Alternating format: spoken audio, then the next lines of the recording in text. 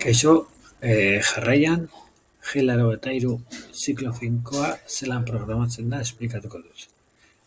G83 ziklo finkoa zulaketa ziklo bada, baina bertan pausua jarraitua da. Hau da, denbora guztian, sakonera guztia berdin egiten du, distantzia berdinekoa.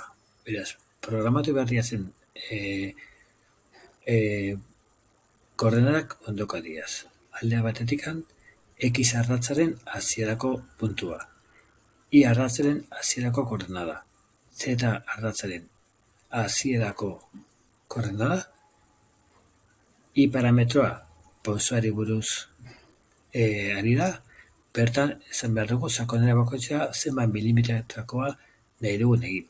Eta J parametroa izango litzake zenbat pauso eman behar ditugun. Hau da, sakonera bat zenbat pausotan egingo dugun. Simulazioa ondokoa litzateke.